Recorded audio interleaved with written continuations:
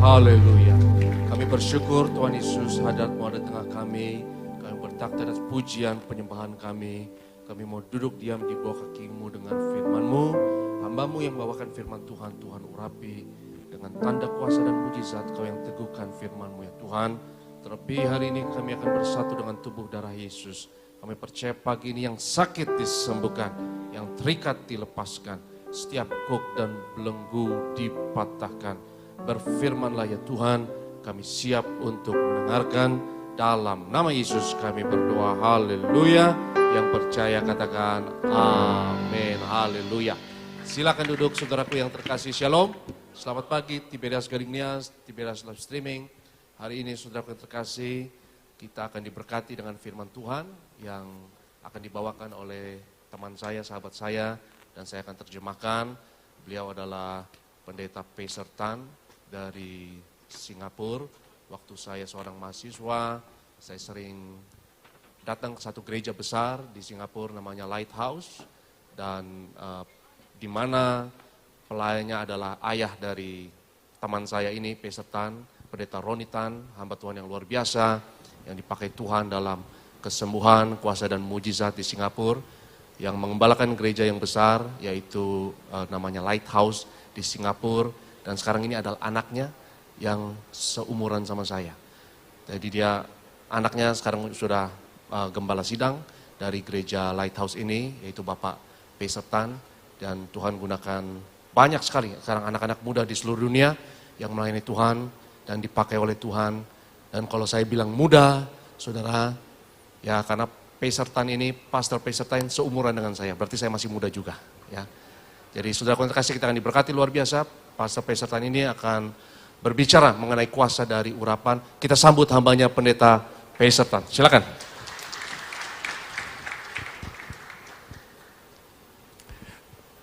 Praise the Lord. Puji Tuhan.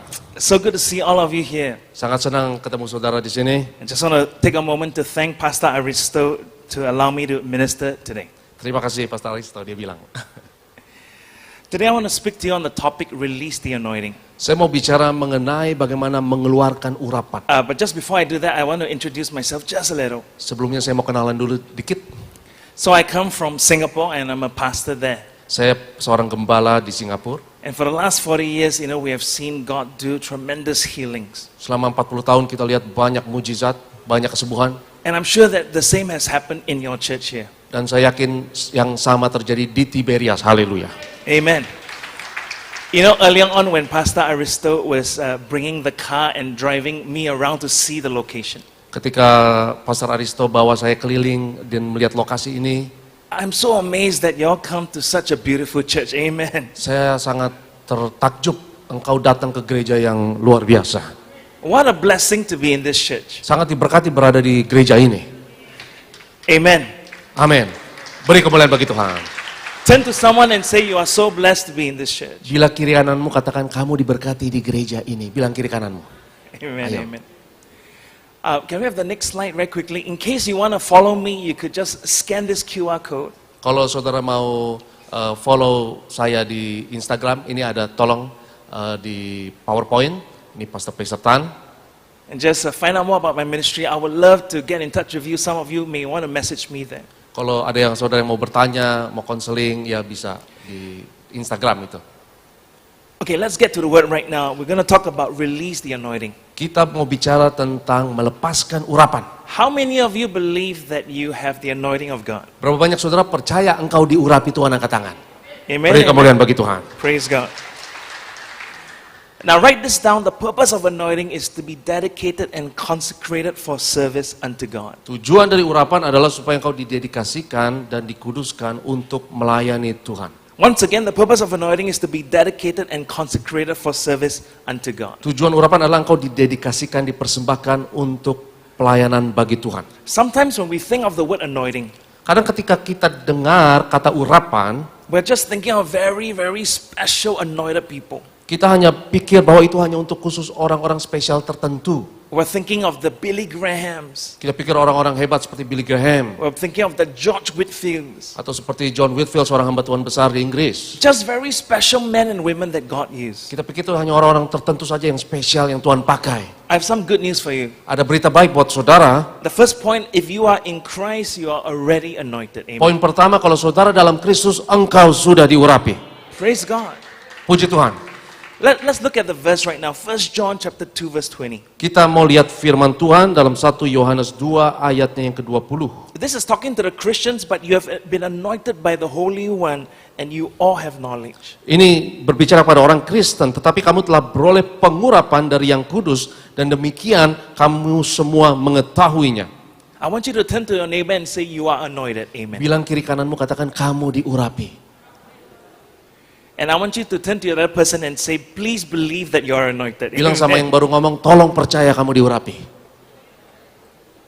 It's so easy to look at someone with amazing gifts and forget that you are actually anointed. Kadang kita lihat orang yang diurapi dengan karunia dan kita lupa kitanya juga diurapi. You know, Pastor Aristo and myself, we have parents that are amazing, amazing men and women of God. Pastor Aristo dan saya, kita orang tua kita itu dipakai Tuhan luar biasa. In Singapore, my dad used to be the Billy Graham of Singapore. Di Singapura, ayah saya itu julukannya Billy Graham-nya Singapura. He was known as one of the great evangelists in Singapore. Ayah saya dikenal sebagai seorang penginjil yang besar di Singapura. And growing up, I used to look at him and say, there's no way that I'm anointed when I look at my dad. Waktu saya dibesarkan, saya lihat ayah saya bilang gak mungkin saya bisa diurapi seperti ayah saya. But that's because at that time, I lacked Bible knowledge. Tapi itu karena saya tidak mengerti Alkitab. You see, John just said that you are all anointed by God if you are in Jesus. Yohanes baru saja berkata di 1 Yohanes ini bahwa semua kita diurapi kalau kita ada dalam Yesus. And all of us have a type of knowledge in God. Dan kita semua punya pengetahuan itu di dalam Tuhan. So the beauty is that, you know, in the Bible it tells us there are 20 over spiritual gifts. Jadi di dalam Alkitab dikatakan ada sekitar 20 karunia roh. So some of us, we would do this, we would be using the microphone. Beberapa dari kita gunakan mic. But some of us would be behind the stage, we are doing things like administration and operations. Beberapa dari kita melayani tapi di balik layar di administrasi dan lain-lain. And all those are spiritual gifts, that's anointing. Semuanya itu juga diurapi, itu semua punya karunia roh masing-masing. Even the Bible says that a spiritual gift is hospitality. Bahkan Alkitab berkata ada satu karunia roh yang bernama ramah tamah. Where you open up your life and your house to people. Ketika engkau buka rumahmu dan engkau terima orang, ramah tamah. Every one of us play a very specific role in the kingdom of God. Semua kita punya peran yang unik dalam kerajaan Allah. And we need to really accept and really appreciate what God is doing in our lives. Dan kita harus menghargai apa yang Tuhan kerjakan dalam hidup kita. So my dad is a great evangelist. Ayah saya seorang penginjil besar. And 20 years ago, I realized that I'm not a great evangelist. 20 tahun yang lalu saya sadar saya bukan penginjil besar. But the Lord gave me different gifts. Tapi saya punya karunia yang lain. And the faster we accept the gifts that God gives us, Dan secepatnya kita terima karunia dari Tuhan itu, the quicker we can appreciate what God has done lebih cepat kita bisa menghargai apa yang Tuhan kasih sama kita. and begin to grow in what God has given us. Dan kita akan bertumbuh dalam Tuhan. Let's talk about number 2. Figure out what God has called you to do and do it. Nomor 2, cari tahu apa yang Tuhan panggil kita lakukan dan lakukan itu. Now this is a specific calling for you as an individual Christian. Ini adalah panggilan spesifik bagi setiap individu Kristen. This is not, your calling is not Pastor Aristo's calling. Panggilan saudara bukan nggak sama panggilan Pastor Aristo. Now it's possible that some of you might be called to be a pastor, Walaupun ada beberapa dari saudara mungkin akan jadi pelayan Tuhan, but you'll never be as handsome as Pastor Aristo, amen? tapi mungkin saudara nggak seganteng Pastor Aristo, katanya gitu, saudara. You will never be him. Karena saudara nggak bisa jadi orang lain. You have to be happy with who God made you to be. Kita harus bahagia dengan siapa kita sebagaimana Tuhan ciptakan. Beri kemuliaan bagi Tuhan. Amen.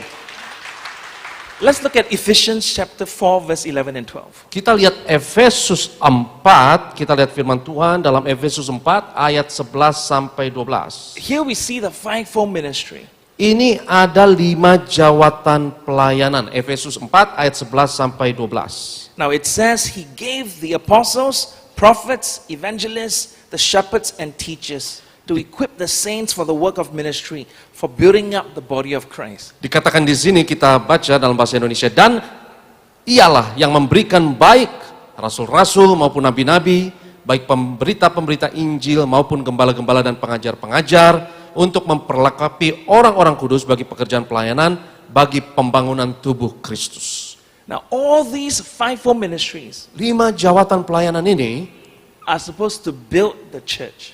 adalah untuk membangun gereja Tuhan, It is meant to build the kingdom of God. untuk membangun kerajaan Allah, And all play different roles. dan semua memiliki peran beda-beda, But all of it comes together dan semuanya tapi bersatu to help build each other. untuk bangun satu sama lain. Let me give you a simple example. Ada satu contoh kecil. How many of you have ever received a prophetic word in your life? Berapa banyak saudara pernah dinubuatkan oleh seorang hamba Tuhan? Angkat tangan. Someone gave you a prophecy. Ada seseorang yang menubuatkan saudara, kasih kata-kata nubuatan. Now, some of us have received prophetic words, right? Berapa dari kita sudah terima kata-kata nubuatan, dinubuatkan hamba Tuhan, But you and I know that we cannot live just on prophetic words. tapi kita tahu kita nggak bisa hidup dari hanya kata-kata nubuatan seseorang. So for instance, maybe a prophet said this to you. Misalnya seorang yang memiliki karunia nabi ngomong ini sama saudara, I see the Lord raising you up in Jakarta. saya melihat Tuhan akan membangun engkau di Jakarta, And you will do such and such a work or business. dan kau akan berbisnis. Now you say, praise God, I receive a prophecy. Dan kau berkata, puji Tuhan saya terima kata nubuatan itu. But you see, that's only one side of your life. Tapi itu cuma hanya satu sisi dari hidupmu. And prophecies have to be verified. Dan nubuatan itu harus diverifikasi, harus dibuktikan. Because not every prophetic word comes from God. Karena nggak semua kata-kata nubuatan itu dari Tuhan. The same as there are false teachings, there are same as there's false prophecies. Demikian juga ada nubuat palsu, ada juga guru-guru palsu. So for me, when I receive prophetic words, I'll put down on my phone. Ketika saya terima kata-kata nubuatan dari seseorang, itu saya catat di telepon saya. I don't receive it straight in my heart because I need to verify if it's from God. Saya nggak terima langsung, tapi saya mau konfirmasi apakah ini betul dari Tuhan. But you and I cannot live on prophecy. Kita nggak bisa hidup hanya dari nubuatan. It is a way that it helps us enhance a certain mindset and seeing of God. Walaupun itu adalah cara Tuhan bisa gunakan itu untuk memperkuat cara pandang kita untuk melihat Tuhan. Now, most of us on Sunday, what we receive is teaching. Sebagian besar dari kita di hari Minggu kita terima pengajaran. Right, the Word of God is open, we receive the teaching of God's Word. Firman Tuhan terbuka dan kita terima pengajaran firman. But again, friends, teaching is great, but it's not enough to sustain our Christian walk. Pengajaran itu luar biasa, tapi itu belum cukup untuk kehidupan perjalanan kekristenan kita. It's a very important function, but it's not enough. Itu fungsi yang penting, tapi belum cukup. Because we receive the teaching of God's Word, but we don't always receive the clear apostolic direction. Kita terima pengajaran, tapi kita tidak dapat arahan apostolik yang jelas. Now, what's the difference? Apa bedanya? The apostolic direction Suatu pengarahan apostolik is God's specific direction for this body of Christ, this church. adalah arahan dari Tuhan untuk tubuh Kristus yang ada di sini. And now you know there are many types of churches in the world, right? Dan banyak macam gereja di seluruh dunia. Some churches do more social work. Beberapa gereja itu banyak kegiatan sosialnya. Some churches are very scholarly and academic. Beberapa gereja itu sangat akademik, ya sangat berpendidikan. Some churches are very ritualistic. Beberapa gereja itu sangat ritualistik. And a church of my church and this church, we are charismatic. Dan gereja saya dan gereja di sini itu lebih kepada karismatik. We believe the power of the Holy Spirit. Kita percaya kuasa Roh Kudus. We believe in the anointing oil of the Lord. Kita percaya pengurapan dengan minyak. We believe in celebrating God's goodness in the house of God. Kita percaya bahwa penting merayakan kebaikan Tuhan dalam rumah Tuhan. And again, what about evangelists? Tapi bagaimana dengan penginjil? The Church of Jesus Christ dies if there are no new Christians coming in. Gereja Kristus tidak akan maju kalau nggak ada petobat baru. So you and I are saved, amen. Semua dari kita sudah diselamatkan, amin. But without evangelists, what about our children and our grandchildren? Tapi kalau kita tidak menginjil, bagaimana dengan anak kita dan cucu kita? We need people that are so sold out for the gospel. Kita butuh orang yang betul-betul mau menginjil buat They will go injil. to all the ends of the world to spread the good news of Jesus. Yang mau keliling dunia untuk memberitakan kabar baik mengenai Yesus. See, some of you, when you hear that, some of you are very excited. Beberapa dari saudara yang mendengar itu sangat semangat. You get my point? If you hear evangelism and the gospel and you're very excited, Ketika kita dengar penginjilan, kita semangat. and in your heart you are saying, God, wherever you place me, I will go and spread the gospel. Dan dalam hatimu engkau berkata, Tuhan, di mana engkau tempatkan aku akan beritakan Injil. You might have the gift of evangelist. Mungkin engkau memiliki karunia penginjil. If some of you in your heart is burning to start new works, ministries and churches, Kalau dalam hatimu ada beban yang Tuhan taruh untuk buka gereja baru atau tempat baru untuk pelayanan, you might be an apostolic leader. mungkin kau dipanggil Tuhan menjadi seorang pemimpin yang apostolik. If some of you, you really love to open the Bible, understand the Bible and explain the Bible, Beberapa dari saudara mungkin ada kerinduan untuk buka Alkitab dan menerangkan Alkitab untuk orang lain. then very likely you're a gifted teacher. Mungkin kau punya karunia untuk mengajar. And of course, shepherds. Dan tentu saja gembala. You love the people that God placed around you and you want to build them up and inspire them to know God. Engkau mengasihi orang-orang yang Tuhan tempatkan di dalammu dan kau menginspirasi mereka, membangun mereka di dalam Tuhan. Many times people that are leading small groups or they are pastors, they are shepherds. Banyak dari kita yang memimpin misalnya cell group atau kelompok-kelompok kecil dan jemaat itu seperti ada panggilan untuk mengembalakan. Right? So shepherds don't need to go out all the world and preach the gospel. Gembala nggak perlu keliling dunia dan sebarkan beritakan Injil. Shepherds not necessarily hear prophetic words. Gembala belum tentu berikan yang namanya kata-kata nubuatan. Now again, well, there are fivefold ministry. It doesn't mean that you cannot have two of the fivefold. Dari 5 jawatan itu nggak berarti nggak ada yang bisa merangkap. It's possible to have one dominant area of the gift and another one less dominant.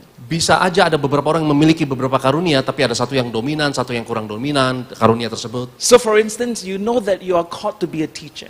Mungkin beberapa dari saudara tahu saya dipanggil untuk jadi pengajar. But God also gave you a prophetic gift. Tapi Tuhan taruh karunia nubuatan di dalam kau. You can grow in it as well. Kau bisa juga mengembangkannya. Do you remember the story of the talents?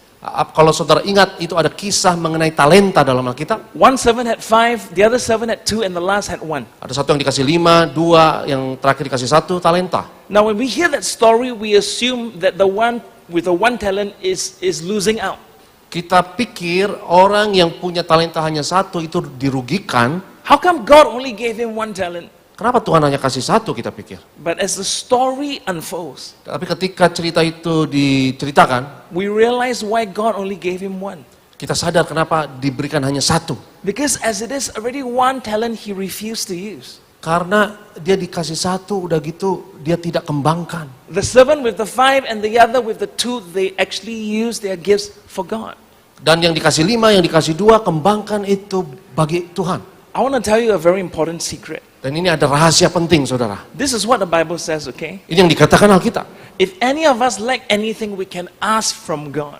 Kalau ada yang kekurangan apapun dari And he kita, will- kita bisa minta kepada Tuhan. And he will give to us without finding fault. Dan ia akan berikan kepada kita tanpa syarat. If you say, Pastor, I only have 1 talent, Kalau engkau katakan, pendeta saya hanya punya 1 talenta. can I ask God for more? Boleh nggak saya minta lebih dari Tuhan? I would say, of course you can. Saya bilang, tentu saja bisa. This is a good Heavenly Father. Ini Allah Bapa yang baik. You see, there are gifts that God gives us as a good Heavenly Father. Ada karunia-karunia yang Tuhan berikan karena ia adalah Bapa yang baik, yang percaya, katakan amin. I have 2 children. Saya punya 2 anak. I don't just give them 1 birthday gift for the whole of their life, right? Saya nggak kasih 1 hadiah ulang tahun, ini untuk seumur hidup kamu. Enggak gitu kan. Every time their birthday comes, I give them another gift. Setiap ada ulang tahun, ya tentu saja saya kasih ulang tahun yang baru, And hadiah how- yang baru. And how many of you know that compared to God, I'm a lousy father? Dan banyak berapa dari saudara yang tahu bahwa dibandingkan sama Tuhan, saya nggak ada apa-apanya. We have a very good Heavenly Father Kita punya Bapa yang sangat baik, who gives us when we ask. yang berikan kepada kita ketika kita meminta. So you say, Pastor, I only have 1 talent. Mungkin engkau berkata, Pastor, saya hanya punya 1 talenta. What do I do? Apa yang harus saya lakukan? Use that talent well Gunakan talenta itu sebaiknya. and ask for more gifts and talents. Dan minta kepada Tuhan talenta lebih lagi, karunia lebih lagi. But if you refuse to use one well, it will be taken away from you. Kalau engkau tidak gunakan talenta itu baik-baik, itu akan diambil daripada kita. it will be taken away from you. Itu akan diambil daripada kita. Because you're not using it the way God wants you to use it. Karena kau tidak gunakan sebaik-baiknya sesuai yang Tuhan mau. Do you remember King Saul in the Bible? Apakah kau ingat Raja Saul dalam Alkitab? He was the first king anointed by God. Itu raja pertama yang diurapi Tuhan. At a certain point, God said, I am going to reject King Saul. Dalam satu waktu Tuhan bilang, aku menolak Saul. What happened? Apa yang terjadi? It was because King Saul no longer used his giftings for God. Karena Raja Saul sudah tidak gunakan lagi karunia yang Tuhan berikan kepadanya. Dear friends, Teman-teman, in the Church of Jesus Christ, dalam gereja Kristus Yesus, we are excited by giftings and anointing. kita senang sekali dengan karunia dan urapan. And I know that's a good thing. Saya tahu itu baik. But let's be even more excited about pleasing God. Amen. Tapi mari kita lebih semangat lagi untuk menyenangkan hati Tuhan. The gifts that God gives us is not meant to make us look good. Karunia yang Tuhan berikan kepada kita bukan supaya kita keren. The gifts that God gives us is to give God glory. Karunia yang Amen. Tuhan berikan kepada kita adalah untuk memuliakan Allah. All our gifts for His glory. Karunia-karunia kita untuk kemuliaannya. All our gifts for His glory. Karunia kita untuk kemuliaannya. All our gifts for His glory. Karunia kita untuk kemuliaan bagi Tuhan. Can someone say a good amen? Katakan amin kalau kau percaya. Look at verse 12 again. To equip the saints for the work of ministry, for building up the body of Christ. Ayat yang ke-12, Efesus 4 ayat 12 sekali lagi. Untuk memperlengkapi orang-orang kudus bagi pekerjaan pelayanan, bagi pembangunan tubuh Kristus. So some of you say, Pastor, I know what God has gifted me. Saudara mungkin berkata, pendeta saya tahu saya punya karunia ini. I know what God has called me for. Saya tahu Tuhan panggil saya untuk lakukan ini. What do I do next? Apa yang saya harus lakukan selanjutnya? You begin to take the steps like what the scripture says. Kau mulai ambil langkah seperti apa yang dikatakan Alkitab. See how your gift can equip someone else. Lihat bagaimana karunia saudara bisa membangun orang lain. And very quickly you will find the right people come alongside. Dan beberapa orang yang baik Tuhan akan kirim untuk saudara. If you have the gift of prophecy, Kalau engkau punya karunia untuk bernubuat, you're going to find that other people that love prophecy would begin to come alongside you. kau akan temukan bahwa orang-orang yang butuh nubuat itu Tuhan akan bawa kepadamu. You will begin to practice that gift. Kau harus praktekkan karunia tersebut. By the way, friends, do we know that the anointing of God doesn't mean we don't practice the anointing? Kalau kita diurapi bukan berarti kita tidak mempraktekannya lagi. Just give you a simple example. Ini ada satu contoh. Those of you that teach God's word, Beberapa dari saudara yang mengajar firman, how do you get better at teaching? bagaimana saudara mengajarnya lebih baik lagi? You actually have to practice teaching God's word. Engkau harus terus-menerus mempraktekkan mengajar firman. I have some young preachers that ask me questions to say, Pastor, how do you preach in such a way? Beberapa pendeta tanya sama saya, bagaimana pastor bisa mengajar dengan cara tertentu itu? I tell them, I've already preached for 20 years. Saya bilang, saya sudah khotbah 20 tahun. There's a practice that has come in. Itu ada praktek yang saya lakukan terus-menerus. One quick example I'll give you is this. Satu contoh lagi, When you practice your gift, ketika kau praktekkan karuniamu, begin to analyze and review what you have done. mulai analisa dan review ulang apa yang kau kerjakan. So for example, I've preached for 20 years. Contohnya saya sudah khotbah 20 tahun. Every sermon, I will make sure I listen back and see what I could have done better. Setiap khotbah itu saya dengar ulang dan saya lihat bagaimana saya bisa buat lebih baik lagi. Does it make sense? Apakah itu masuk akal? You say, why do I have to do that? Kenapa saya harus lakukan itu? Because we're giving God glory. Karena kita mau memuliakan Tuhan. How do we build our business? Bagaimana kita membangun bisnis kita? Many of you are doing work outside. Banyak dari kita yang bekerja di luar. And you know that if you get better and better at what you're doing, Dan engkau tahu ketika engkau lebih baik lagi dari apa yang kau lakukan, you either get promoted or you earn more money. engkau akan dipromosikan dan engkau akan berpenghasilan lebih. Yang percaya katakan amin. In that regard is the same with the kingdom of God. Demikian juga sama dengan kerajaan Allah. God gave you those gifts, Tuhan berikan karunia kepadamu, not meant to be put in the sand. itu bukan supaya ditaruh di satu tempat gitu aja. The gifts need to be built up. Karunia itu harus dibangun terus-menerus. The gifts need to be strengthened. Karunia itu harus diperkuat terus. And when you do that, other people will be very blessed. Ketika engkau lakukan itu, banyak orang akan diberkati Tuhan. So just give you an example. Ini satu contoh. Let's say Pastor Aristo is the greatest evangelist in Indonesia. Misalnya Pastor Aristo ini penginjil hebat di Indonesia, misalnya. Let's say amen by faith. Amen. Katakan amin kalau percaya dengan iman. So you are a young evangelist looking up to Pastor Aristo. Dan kau katakanlah engkau seorang penginjil muda yang memandang Pastor Aristo ini katakan. Every time he does an evangelistic message or event, Ketika ia berkhotbah penginjilan dalam satu event, you'll be there. engkau ada di sana, You'll be taking notes. engkau akan catat. When he preaches, you try to grab whatever anointing you can grab. Ketika ia berkhotbah, engkau akan berusaha ambil urapan apapun yang ada padanya. Even when Pastor Aristo, he speaks so loudly and then some spit come out, you want to grab the saliva. Bahkan ketika Pastor Aristo khotbah terlalu semangat, ada muncrat sedikit, ya.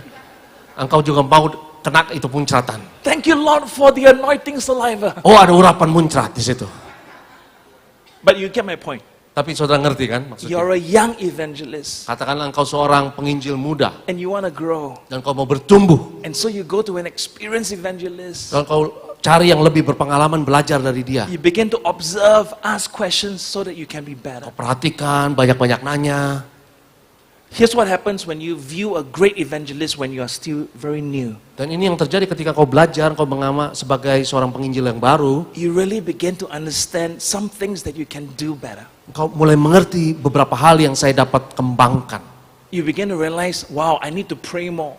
Kau sadar, wah saya harus lebih banyak lagi berdoa. I need to learn more. Saya harus banyak lagi belajar. I need to study God's word more. Saya harus lebih lagi belajar firman. I need to spend time with certain type of people that can help me to understand things better. Saya harus bergaul dengan beberapa orang yang membantu saya mengerti firman lebih. Friends, this shouldn't be surprising. Ini harusnya bukan sesuatu yang buat kita You know, Jesus terkejut. actually said before, Karena Yesus sendiri katakan, how come the people outside of my kingdom sometimes are smarter and wiser than people that are supposed to be in my kingdom? Yesus bertanya kenapa orang-orang yang di luar kerajaan Allah kadang lebih pintar daripada orang yang ada di dalam. Now, friends, we know that worldly ways is not good. Kita tahu jalan-jalan dunia, cara-cara dunia itu nggak bagus. But isn't it amazing that many people are so passionate to chase after worldly things? Tapi banyak orang yang mencari hal-hal yang di duniawi di luar sana dengan semangat And not turn that passion into godly kingdom things. dan tidak gunakan semangat tersebut untuk hal-hal yang baik dalam kerajaan Allah. Can you imagine if every one of us took on the gifts of God? Apa yang terjadi kalau kita semua gunakan karunia yang Tuhan berikan kepada kita And we actually say, I'm going to be the best teacher that possibly can be. dan kita katakan saya mau dari yang terbaik, kalau itu guru, guru yang terbaik. I'm going to be the best prophet that can be. Kalau itu nabi, saya mau jadi nabi yang terbaik. Now, let me qualify by saying, when I say best, Dan saya katakan tadi yang terbaik. I'm not saying a competition with other Christians. Dan saya tidak katakan terbaik di sini bukan berarti engkau harus bersaing dengan orang Kristen yang lain. I'm saying that you are saying, I want to be the best that I can ever be. Tetapi engkau harus berkata saya mau terbaik dari versi diri saya sendiri. I'll give you one more example. Satu contoh yang lain, For me, I never like to exercise. saya ini nggak suka olahraga. Last year, I began to have some health problems. Dan tahun lalu saya jadi ada masalah kesehatan. So this year, I decided, okay, every day I'm going to try to walk at least 10,000 steps. Dan tahun ini saya buat komitmen every day. Setiap hari saya mau jalan 10.000 langkah. Now again, I prefer to sit on my couch and eat my potato chips than to run. Okay. Walaupun enakan duduk-duduk santai di sofa sambil makan potato chip. But I tell you, from the start of this year to now, every day I have kept to some exercise. Tapi mulai awal tahun sampai sekarang, saya selalu olahraga. And let me tell you something. Dan ini yang saya mau ngomong. When you push yourself towards a direction, Ketika kau dorong dirimu untuk satu arah tertentu, you begin to learn things you never understood. kau mulai belajar hal-hal yang tadinya kau tidak mengerti. So now I love exercise now. Sekarang, saya jadinya suka olahraga. And actually, I hate exercise. Sebelumnya saya nggak suka olahraga. See, for some of you, when it talks about spiritual gifts, Ketika kita berbicara mengenai karunia-karunia roh, this is what Satan has told us. dan ini yang iblis mau katakan kepada kita. The spiritual gift should only go to very great men like Pastor Aristo. Iblis itu mau bilang bahwa karunia roh hanya milik orang-orang tertentu seperti Pastor Aristo. Do you know why Satan wants to say that? Kenapa iblis mau kita percaya itu? So that the church gets weaker and weaker. Supaya gereja itu makin lemah, makin lemah, makin lemah. If the church is only about the pastors, the church is weak.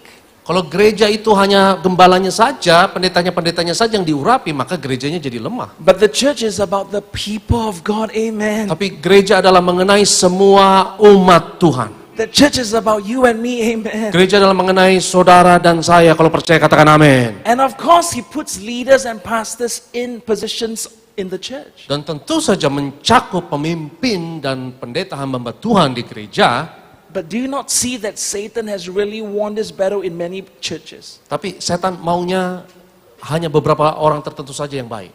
People are saying, since already there's one person preaching, then why should I preach the gospel?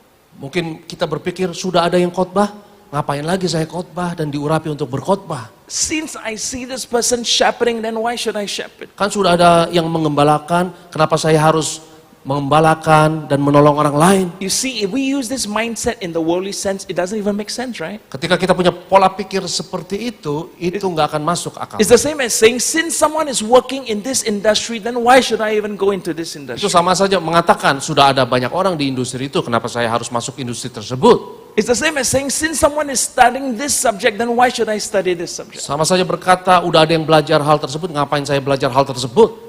But trust me, I know that this is what the enemy has done to you and me, because I also see that in my church at times. Tapi ini yang musuh kita mau kita percaya. And I want to tell you, friends, Dan ini yang saya mau katakan. you and I can rise up Engkau dan saya dapat bangkit to the calling that God has given you untuk panggilan yang Tuhan berikan kepada kita. and step into that anointing with grace. Amen. Dan mari melangkah dengan urapan yang penuh anugerah. Last point. Poin yang terakhir. Grow both spiritual gift and fruit together. Mari kita bertumbuh dalam karunia roh dan buah roh sekaligus. You say, Pastor, what's the difference? Apa bedanya? Spiritual gift is this: Karunia roh adalah ini. administration, Administrasi, hospitality, ramah tamah, discernment, membeda-bedakan roh, speaking in tongues, berbicara dalam bahasa roh, and on we can go. dan banyak karunia-karunia yang lainnya. The fruit is the nine fruit of the Holy Spirit. Kalau buah roh adalah 9 buah roh. Love, joy, patience, kindness, and all that. Kasih, sukacita, damai sejahtera, kebaikan, dan lain-lain. Now, the gift is the outward side. The fruit is the inward side. Kalau karunia itu untuk orang luar, tapi buah itu dari dalam. Yang percaya katakan amin. Amen. So for instance, now you are seeing the teaching gift of Pastor Aristo and myself coming out. Sekarang kamu melihat karunia mengajar dari Pastor Aristo dan saya ini keluar kepada saudara. But that does not mean you see our fruit. Tapi bukan berarti saudara bisa melihat buah kami. The fruit is the motive and the intention of your heart. Buah itu ada di hati, motif kita, keinginan kita ada di dalam. That's why in the Christian faith, Itu kenapa di dalam iman kekristenan we see that there are true followers and there's also false followers of God. kita lihat ada pengikut Tuhan yang asli, ada pengikut Tuhan yang palsu.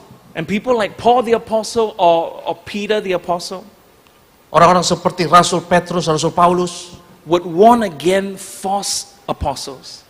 mereka memperingatkan adanya pengajar-pengajar atau rasul-rasul palsu. You say, how do I know the difference? Dan mungkin saudara bertanya, bagaimana saya bisa membedakan? Jesus said you will eventually see by their fruit. Yesus bilang engkau akan mengenal dari buahnya. Why do they do what they're doing? Kenapa mereka melakukan apa yang mereka lakukan? Now by God's grace, all of us want to be true followers of Jesus Oleh Christ. karunia Tuhan kita mau jadi pengikut Tuhan yang sejati. That we desire to show our gifts for the glory of God. Kita mau menunjukkan karunia kita untuk kemuliaan Allah. But I want to help you out on this. Tapi saya mau tolong saudara dalam hal ini. I want to be extremely honest with you. Saya mau jujur. Because we are living in a fallen world. Karena kita hidup dalam dunia yang sudah And jatuh. all of us know what it's like to be tempted. Dan kita tahu bagaimana rasanya dicobai. You know, there are times where I preach in different places. Ada saatnya saya khotbah di beberapa tempat. And maybe some people are so impacted. Dan beberapa orang itu sangat diberkati. They think I'm a great man of God. Dan mereka pikir saya ini hamba Allah yang luar biasa. And then they begin to praise me and bless me and do all those Dan things. mereka berkati saya, mereka puji-puji saya. Now the danger is to take those praises and begin to be prideful. Bahayanya adalah kalau saya ambil pujian tersebut dan jadi sombong. You see, you could start out right like King Saul. engkau bisa mulainya bagus seperti Raja Saul. King Saul was humble. In fact, when they want to appoint him as king, he hid away.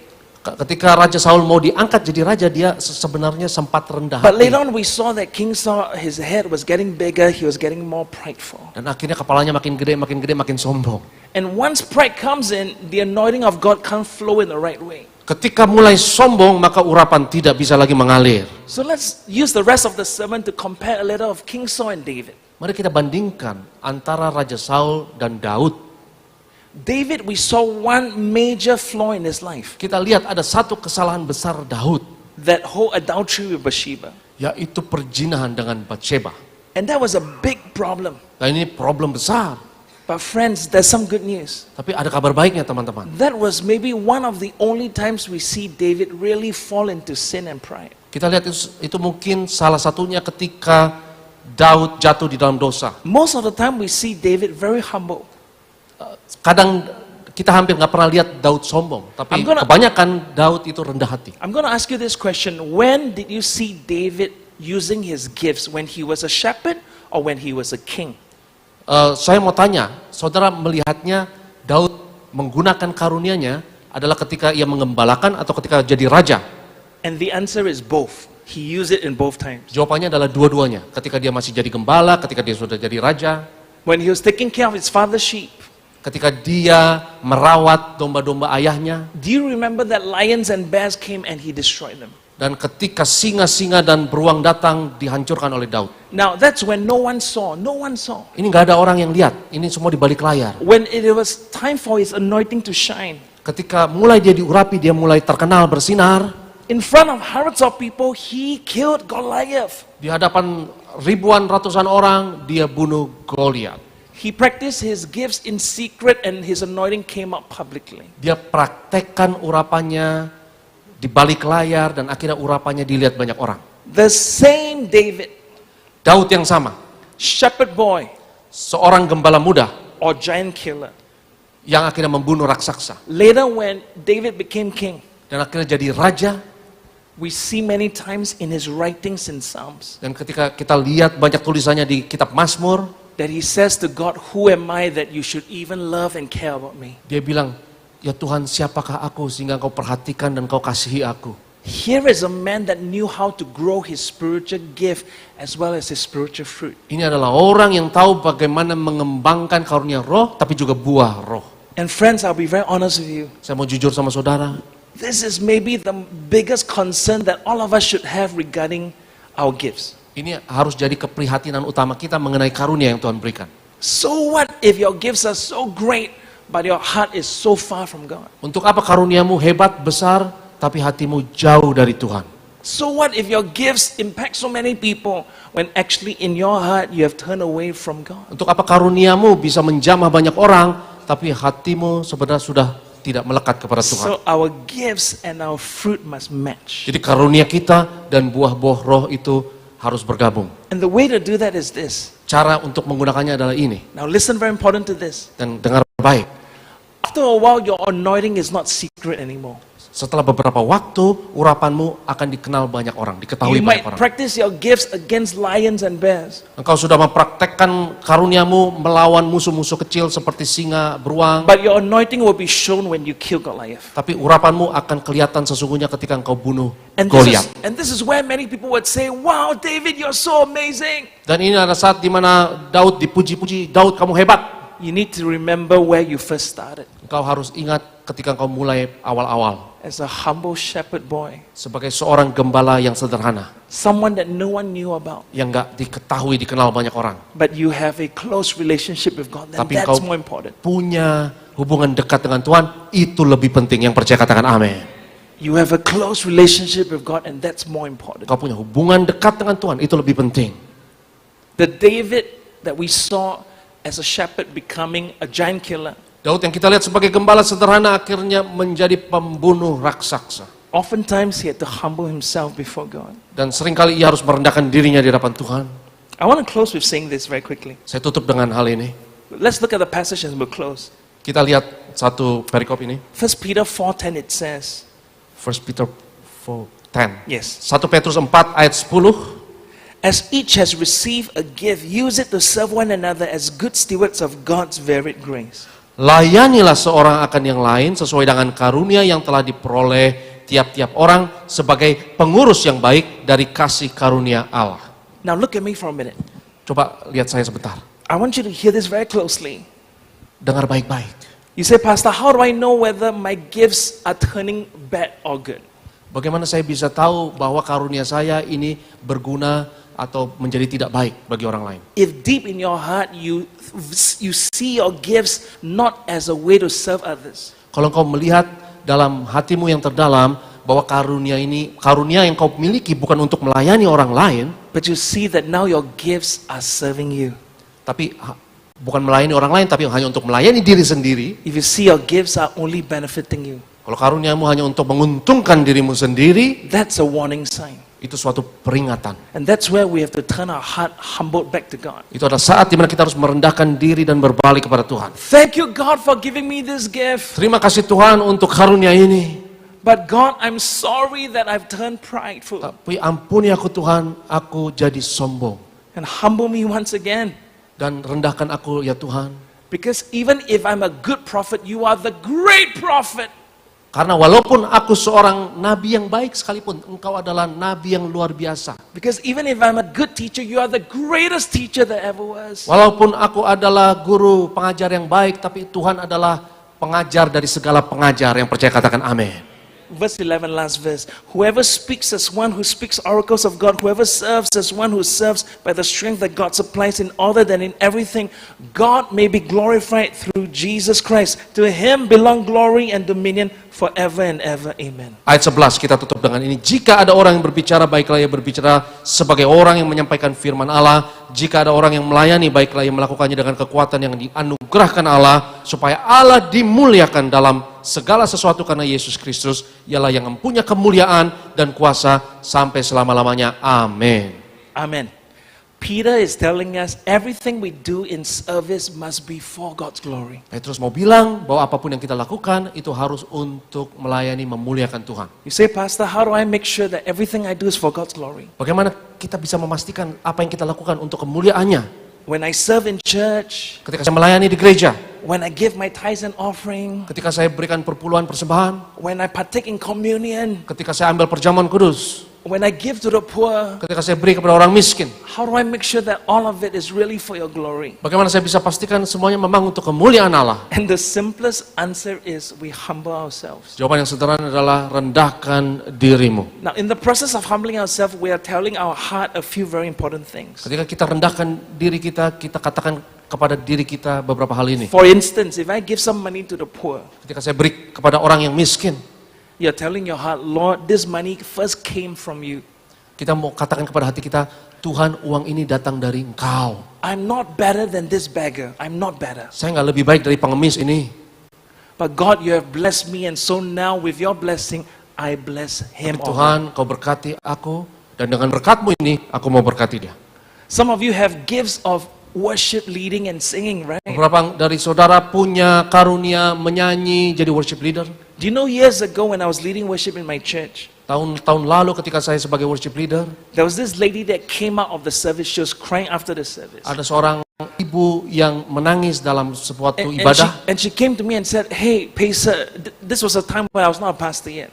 Ibu ini bilang kepada saya, Pacer, waktu itu saya belum gembala sidang. She said, you must be very close to God to lead so well. Dia bilang, Pacer, engkau pasti dekat sama Tuhan banget ya, karena engkau bisa memimpin penyembahan begitu hebat. I tell you, when I went home, my heart was cut, was broken. Ketika saya pulang, hati saya hancur.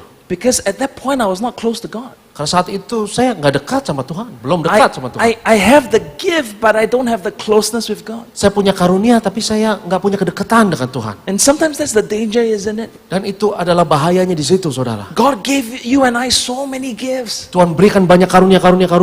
And when the gifts come out, people are impressed. Tapi ketika orang banyak terkesima, They are impressed because God gave you those gifts, and those gifts are shining. banyak orang terkesima karena karunia-karunia yang Tuhan berikan kepada kita tersebut. The main thing is to make sure that our heart is one with our gift. Tapi yang penting adalah supaya hati kita itu satu juga dengan karunia kita. So when you are teaching, if you have the teaching gift, Ketika engkau mengajar, engkau punya karunia pengajar. The Bible would say, if you know how to teach others, do you know how to teach yourself? Alkitab katakan kalau engkau bisa mengajar orang lain, engkau juga harus bisa mengajar dirimu sendiri. So we give the word of God to people, Kita kasih firman kepada orang lain, and then at the same time we ask ourselves, dan di saat yang sama kita juga tanya diri kita sendiri. Lord, I don't want to be a hypocrite. Ya Tuhan, saya nggak mau jadi orang munafik. Help me to live out this word that I just taught to people. Tolong Tuhan supaya saya bisa hidupi firman yang saya baru ajar kepada orang lain. Now friends, I want to close by saying something very encouraging to you. Nah ini satu penutup yang memberikan semangat bagi kita. You truly are in a wonderful church, really wonderful church. Engkau adalah gereja jemaat yang luar biasa. Beri kemuliaan bagi Tuhan. I'm telling you the truth. Ini saya jujur. I preach in many places. I don't say that to every church I go. Saya khotbah di beberapa tempat, nggak semua gereja saya ngomong ini. But there is clearly an anointing of God in this church. Ada urapan Tuhan yang luar biasa di gereja ini. That God is glorified. Amen. Dan Tuhan dimuliakan. God is glorified in Indonesia through this church. Tuhan dimuliakan di Indonesia lewat gereja ini. Now, how many of you desire to see Indonesia for Jesus? Berapa banyak saudara mau melihat Indonesia bagi Yesus? Angkat tangan saudara. Beri kemuliaan bagi Tuhan. So, the gifts of God must grow. Jadi karunia Tuhan harus bertumbuh. Which means that some of you need to prophesy and teach and shepherd and all that. Dari saudara mungkin ada karunia untuk bernubuat, untuk mengembalakan, untuk mengajar. But at the same time, the fruit of God in us must grow. Tapi di saat yang sama bukan hanya karunia, harus buah juga bertumbuh. Which means our love for God, love for people and all that. Kita makin cinta Tuhan, makin cinta sama sesama kita. And can you imagine how much more this church can do when our fruits and our gifts grow? Dan bayangkan apa yang gereja ini bisa lakukan kalau karunianya lebih lagi dan buah-buahnya lebih lagi bagi Tuhan. God is doing an amazing thing in Indonesia. Tuhan mengerjakan hal yang dahsyat di Indonesia. Last year I came to Indonesia once. Tahun yang lalu saya datang ke sini. This year I'm visiting 3 times. Dan tahun ini saya ke Indonesia 3 kali. And the reason why I want to come here is because I know God is doing something here. Saya datang ke sini karena saya tahu Tuhan punya rencana bagi Indonesia. I don't want to go to a place that is dead and spiritually down. Saya nggak mau datang ke tempat yang secara spiritual itu kering. I want to see what God is really doing in our cities, in our Saya mau land. lihat apa yang Tuhan lakukan di dalam satu kota, di satu negara.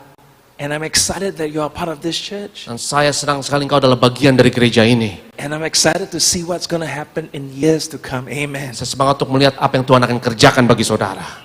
Shall we all stand? Mari kita bangkit berdiri. Shall we all stand? Mari kita berdiri. Would you please lift up both hands to God? Mari kita saudara, kita angkat tangan We're just dua-dua going to kita pray for kepada 2 Tuhan. things now. Kita mau doa untuk 2 hal ini. The first, spiritual gifts. Kita mau doa yang pertama untuk karunia roh. Some of you know what your spiritual gifts are.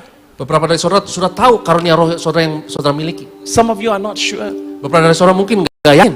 But now we're going to pray and seek the Lord for this. Tapi mari kita berdoa dan mencari wajah Tuhan untuk ini. Heavenly Father, Bapa, you are a good Father Engkau adalah Bapa yang baik ya Tuhan. who gives beautiful gifts. Yang memberikan karunia yang terbaik. And many of us know those gifts. Banyak dari kami yang tahu karunia itu. We experience those gifts through others in the church. Kami mengalami karunia itu dari orang lain di gereja. And we want to also grow the spiritual gifts in our lives. Kami juga mau bertumbuh di dalam karunia roh dalam hidup kami. Lord, we believe that many prophets, many shepherds, many teachers, and so on will come forth. Tuhan, kami percaya akan banyak nabi, banyak gembala, pengajar akan bangkit. You are raising mighty men and women of faith in this church. Kau bangkitkan pria wanita yang dahsyat di gereja ini. We want to be giant killers. Kami mau jadi pembunuh-pembunuh raksasa. Second prayer. Dan doa yang kedua, Let's pray for spiritual fruit. mari kita doa untuk buah-buah roh. Lord, while those gifts are coming forth, Ya Tuhan, ketika karunia-karunia itu mulai muncul, humble our hearts. rendahkan hati kami ya Tuhan. Humble our hearts Rendahkan hati kami ya Tuhan. so that we are not prideful. Supaya kami nggak sombong ya Tuhan. Lord, you gave us those gifts Kau yang beri karunia-karunia itu ya Tuhan. so that we can glorify you. Supaya kami bisa memuliakan Engkau. God, let us not touch your glory. Kami tidak mau ambil kemuliaan-Mu. Lord, we don't want to steal what belongs to you. Kami nggak mau mencuri apa yang adalah milik-Mu. Our worship is for you. Penyembahan kami adalah untuk-Mu ya Tuhan. Our teaching is for you. Pengajaran kami adalah untuk-Mu. Our giving is for you. Pemberian kami adalah untuk-Mu. Our love for community is for you. Kasih kami yang untuk komunitas adalah untuk-Mu. Lord, help our fruits to rise up. Tolong kami ya Tuhan supaya buah kami tumbuh. And we receive all this in Jesus' Dan name. kami terima ini semua dalam nama Yesus. Amen. Amin. Yang percaya sama-sama katakan amin. Can I say one final word? Then I hand over to Pastor Aristo. Saya mau ngomong satu hal lagi, habis itu sudah. I want to make a prophetic declaration. Saya mau buat suatu deklarasi yang profetik. God is going to do far more amazing things beyond what we can hope and dream. Tuhan akan kerjakan hal-hal yang lebih dahsyat dari yang kita impikan dan kita harapkan. We will see an end time revival, that's for sure. Kita akan melihat penggenapan-penggenapan ini. Your church is really seeing some level of revival for the last years. Gereja saudara ini melihat satu kebangkitan yang dahsyat beberapa tahun yang terakhir ini luar biasa. And I want to declare to you the best is yet to come. Saya mau katakan yang terbaik akan datang. That God is using you Dan Tuhan akan pakai saudara to shape the nation. Amen. untuk goncangkan bangsa-bangsa. Would you give the Lord praise? Mari kita muliakan Tuhan, beri kemuliaan bagi Tuhan. Haleluya. God bless.